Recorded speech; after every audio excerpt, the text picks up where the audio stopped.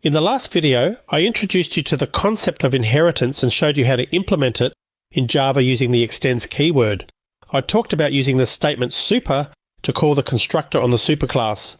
In the last video, I created dog as a subclass of animal and demonstrated that the dog class inherited all of animal's fields and that it can be passed to methods that are declared with the type animal. In this video, I want to make dog different from animal by declaring the fields and methods that are specific to it and that make a dog unique. Let's look at the class diagram for just dog at the moment. I want to add the attributes ear shape and tail shape as shown here in our class diagram. Then I'll implement the methods bark, run, walk and wagtail. Going back to the dog.java file, I'll add ear shape and tail shape. Those are my dog-specific fields. Let's create a more specific dog constructor than the one I have. With the cursor on line 10 before the class's closing brace, I'll select code, generate, then constructor. This time I have an additional choice, and that's which parent constructor I should use. Let's pick the one with parameters. And then I pick both of my dog attributes and hit OK. Let's actually change this constructor so it's easier to create a dog object. I'll remove size as a parameter and instead write code to derive it, passing that to the supercall. Using a ternary operator, I'll make a dog small if its weight is less than 15. Otherwise, if its weight is 15 or higher, but less than 35, I'll make it medium. Otherwise, I'll consider it large. This constructor has a combination of the dog and the animal fields in its argument list. I can pass it the type of the dog's weight, the ear shape and tail shape. I'm calling the super constructor to set some of our fields, the animal-specific fields. And here, I'm deriving the size of the dog from the weight, small, medium or large. I couldn't do this operation before the call to super because super must be the first statement. But I can do it directly like I have here as an expression in the argument list. This is one way to perform calculations in your constructor and pass the result to the supercall. After the call to the super constructor, I set some of the dog-specific attributes, the ear shape and tail shape, that were passed to me. Before I do anything else, let's generate a toString method for the dog class.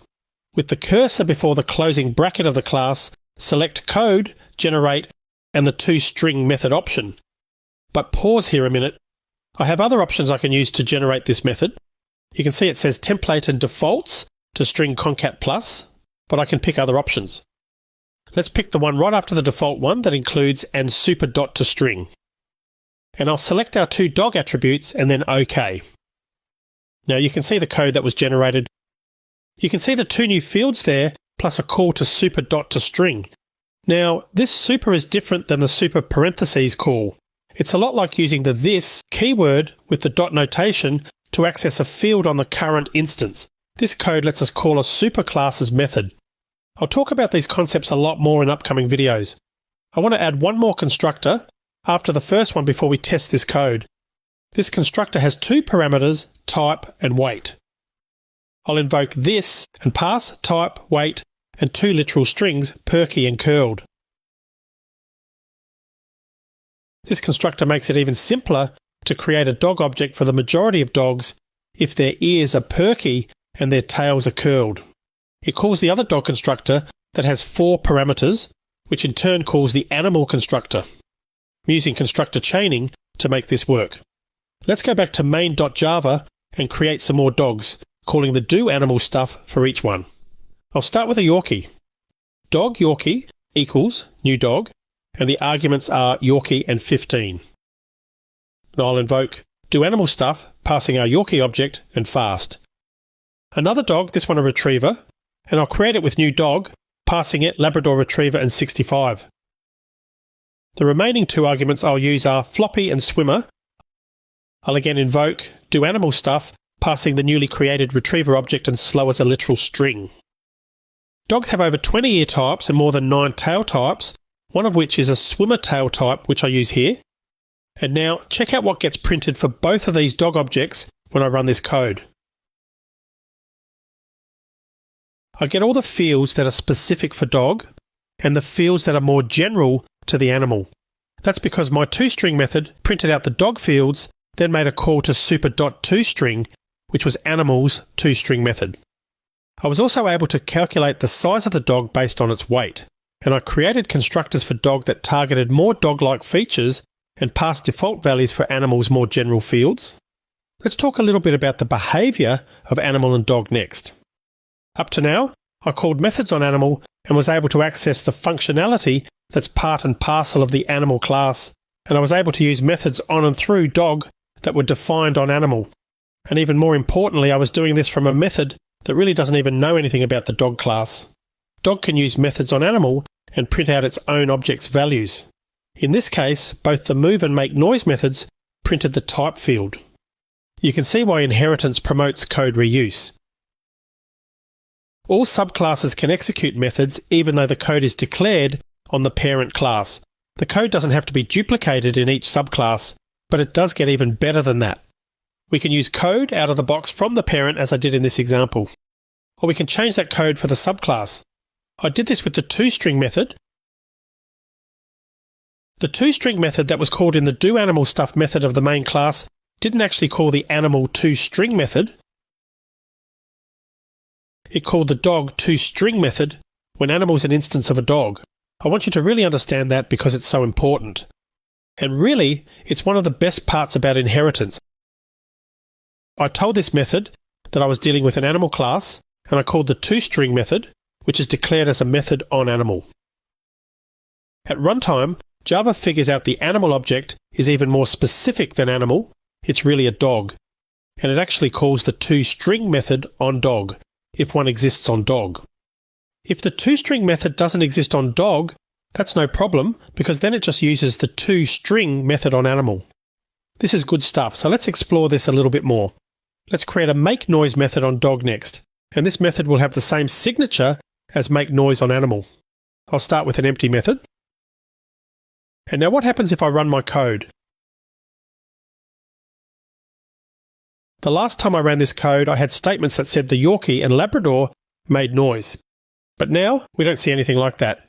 This method, make noise on dog, which doesn't do anything, was called and not the make noise method on animal. What have I really done here? Well, I've overridden animal's make noise method. Overriding a method is when you create a method on a subclass which has the same signature as a method on a superclass. Remember that a method signature consists of the method name and the number and types of parameters. You override a parent class method when you want the child class to show different behavior for that method. So notice in IntelliJ that it has a special icon next to this make noise method, the little O with an arrow. This is IntelliJ telling us that this method is overriding a parent class's method. Another option is to use IntelliJ's code generation tool to override methods. Let's use that now to override the move method on animal. Select code from the menu, but let's select override methods this time. And IntelliJ is showing us all the methods I could override, starting with animals, but it's also showing us methods on java.lang.object. I'll be talking about object in an upcoming video. Let's pick the move method on animal and hit the OK button.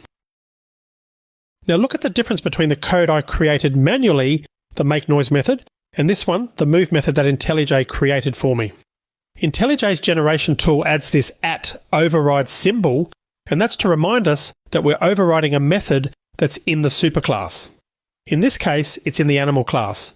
And notice too that the automatically generated code simply makes a call to the parent class's method, move, using the keyword super and .move.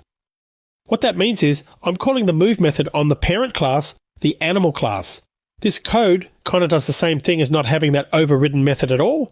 It simply executes the animal class's move method, which would have happened if I didn't create this method at all. Why would I do this? Well, most likely I want to change or extend the code here. I changed the make noise method by having a method with no code at all. This changed the behavior of make noise for all dog objects. It made all our dogs silent for the moment. Next, let's extend the functionality for the move method.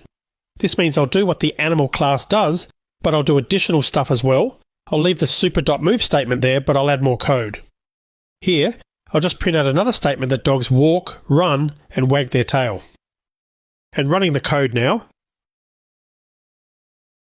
you can see from the output that when I called the move method, I did what Animal had me do. With that statement, Yorkies move fast, but I added another line of text to the output. Dogs walk, run, and wag their tail. I extended the functional behaviour of Animal for dogs. I used what was there with the call to super.move, but then added my own code to it. Pretty cool. I think this is a good place to end this video. Let me recap briefly before I end it. I created methods on a superclass, then called them from a subclass directly, showing you that methods can be inherited as well as fields. I also showed you that a subclass can override a superclass's methods. The overridden method can do one of three things. It can implement completely different behaviour, overriding the behaviour of the parent. It can simply call the parent class's method, which is somewhat redundant to do. This is the default behaviour of an inherited method. Or the method can call the parent class's method and include other code to run so it can extend the functionality for the dog for that behaviour. In the next video, I'll implement methods unique to dog. In other words, the behaviour that only makes sense for dogs. I will see you in that next video.